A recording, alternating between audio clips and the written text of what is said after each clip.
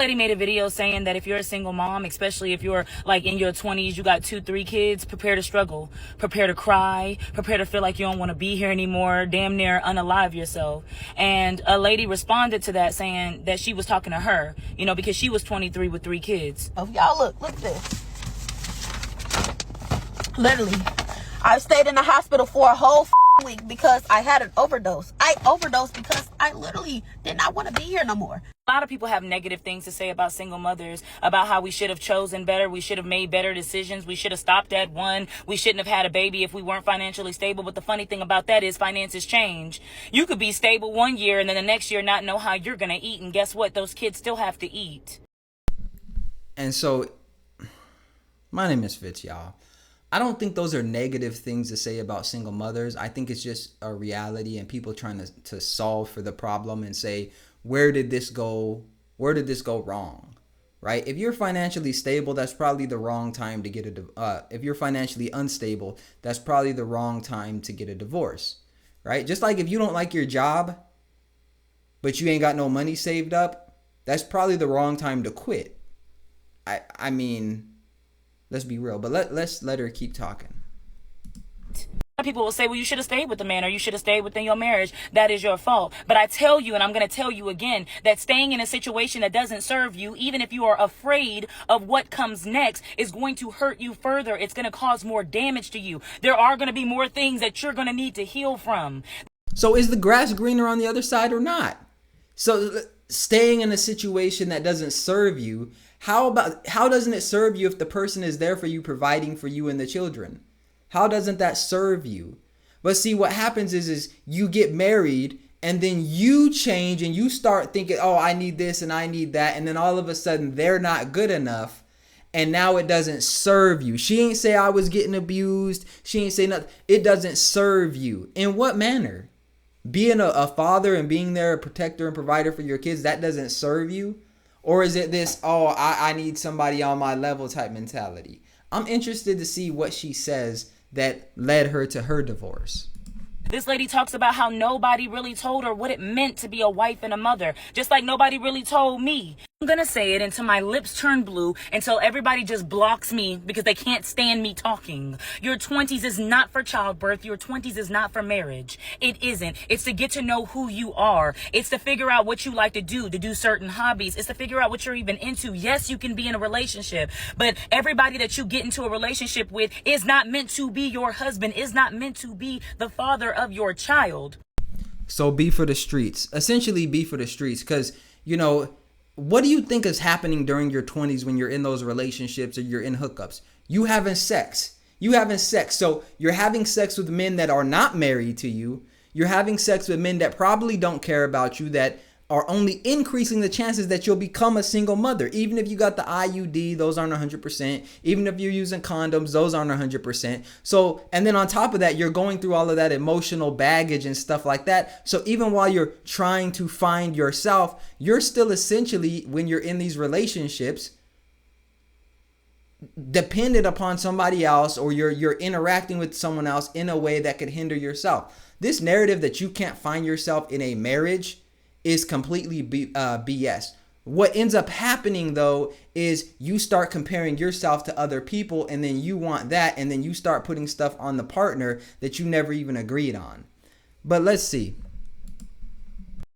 Saying this because I'm bitter. I'm not saying this because I hate men. You are going to lose a piece of you. And if you are already not whole, you can't really afford to lose any more of yourself. Having a child changes you. Having multiple children will change you. And you need to be mentally strong. Every time I say be strong, women use all their strength to say, no, I won't be. But baby, giving up is not an option, especially if you have children. That's just what it is. We can't give up.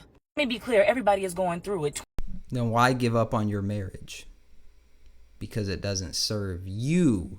Notice how she said that. It didn't serve me. Not it didn't serve my kids. It didn't serve you. So it's about you. But now you're on the internet talking about all women shouldn't get married or have children in their 20s because you didn't know what it meant to be a wife. But somehow you admit you didn't know what it meant to be a wife. But somehow, some way, it's someone else's fault. Okay. 20-year-olds, 50-year-olds, married people, single people. There's a single father of 4 right now that's about to have a beer before 5 because he's about had a damn enough. So don't think that you're alone because you're not alone, but you will find out how cruel the world is. And you will find out that nobody is coming to save you. You're going to feel uncertain. You're going to feel lost. You're going to feel like you're the worst mom in the world. But you know what? If you're stressing about whether or not you're a good mom, 9 times out of 10, you're a good mom because bad moms don't really care. Kids aren't going to understand your financial situation, and your kids are not going to understand your relationship choices, nor do they need to. But what they do understand is your energy. So when you are anxious, they are anxious. When you are afraid, they are afraid. When you are mad, they are enraged. If you don't know what's going on, they certainly don't know what's going on. You didn't ask to be here, baby. Neither did they. So what we're going to do is... You didn't ask to be here. Yes, you did. When you made yourself a single mother, this is what you asked for. You cannot compare a child being brought into this world with no part in the decision to you being in a marriage, choosing the man that you married, choosing the man that you had kids with, and then choosing to leave that because it wasn't serving you. Not even an apples to apples comparison. we're going to keep that energy really, really positive around them. Just because you don't have a village now does not mean you won't have one in the future, but we got to ask for help. You've got to reach out. Isolation is not going to help you. Start a business, DoorDash, keep moving. Giving up is not an option. Let me show you how to ask for help. Hey, I'm Keita, and I created the Growing Through It Journal because I think all of us... All right, so I think the rest is just her marketing her stuff. I want to talk about this idea that people, talk negatively about single mothers. I think one of the issues that we see in particular with single moms is that the grass seems to be greener on the other side, but then when they get to the other side, they're never talking about how the grass is greener. I never hear single mothers talking about how it's easier or how it's better being a single mom. It's always about how their relationship didn't work out or how hard it is to be a single mom and stuff like that. I don't see where the grass is greener by being a single mom. But when you get online as a single mom and you start talking about single motherhood as if this is the ideal lifestyle, by virtue of talking down on the people that say don't be a single mom, it makes it seem like, you're cool with it. It'd be like if a murderer got online and, was like, there's nothing wrong with being a murderer. And then people were like, hey, don't murder. Here's how you don't murder. And they're like, y'all shut up. Stop telling me not to murder. That's what y'all doing with single motherhood. People are not attacking you. All they're saying is when you get online talking about your ex, when you get online talking about single motherhood and stuff like that, people are going to say, hey, make better decisions, right? A majority of what I see are not single mothers whose husbands died. To me, that's the most understandable thing. But when we see situations where the single mom says stuff like, he just didn't serve me anymore and stuff. Okay, you made a decision then to be a single mom. You don't get to have a job, quit that job when you have you don't have a better option, and then bitch and complain and talk about, oh, well, it's just so hard out here for me. Choose which hard you want. Do you want hard where you're working a job and can pay your bills, or do you want hard where you don't have enough money to pay your bills? Same with having kids. Do you want to raise children with a man and a husband? Do you want that hard, or do you want to raise those same children without a man and a husband and go through more than you're going through with the husband? Make the decision. That's for you to make. But I don't really see the positives when y'all are getting online talking about single motherhood. It's always that it's harder. It's always that nobody cares. You don't have a village. You don't have this. You don't have that. I don't even see this from single dads, to be honest.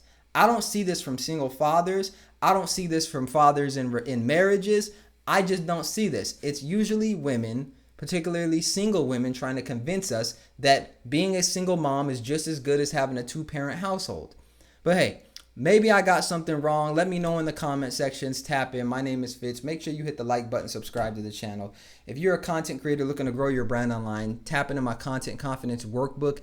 Info is in the description as well as pinned to the top of the chat.